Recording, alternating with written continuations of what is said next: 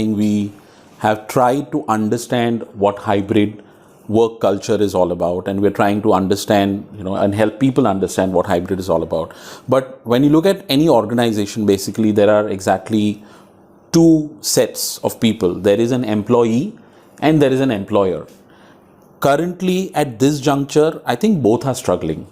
An employee is struggling with work hours. Employee is struggling with probably even privacy at times when they want peace. They want to do their focused working. They want to do a certain kind of working.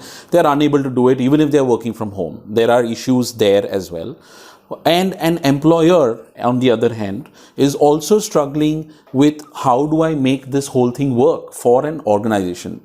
What are your thoughts around making this work for? Let's first look at the employee. I mean, I'm an employee, I come to the office, and how is this particular solution helping employees?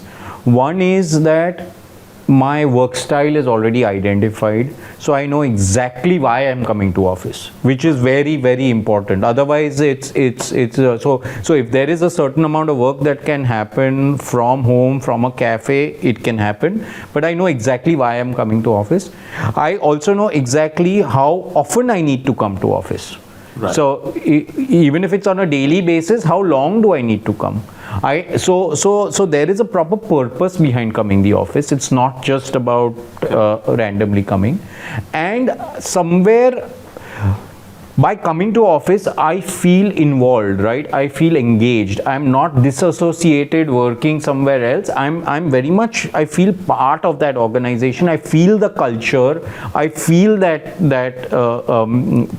involvement, and I'm interacting with other people. There is an exchange of ideas and whatever it may be. So there is a purpose behind it, and it's not just come to office on these days, and so there's a lot of thought that goes behind that, and I think it's very, very important today to have that employee satisfaction, to have a purpose, to have a meaning to come to office. Correct. And automatically, obviously, then if I look at it from the employer's perspective, then what are the benefits of that? One is my productivity is increasing because the employee is happy, everybody's happy, it's working well, so my productivity is increasing.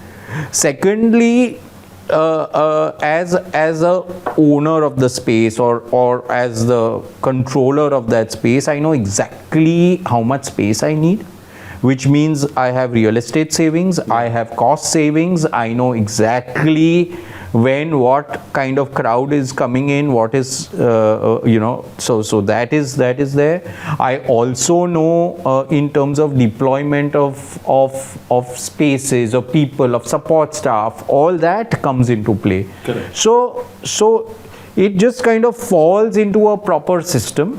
So there is a cost saving, there is this whole employee happiness factor that comes in. Yeah.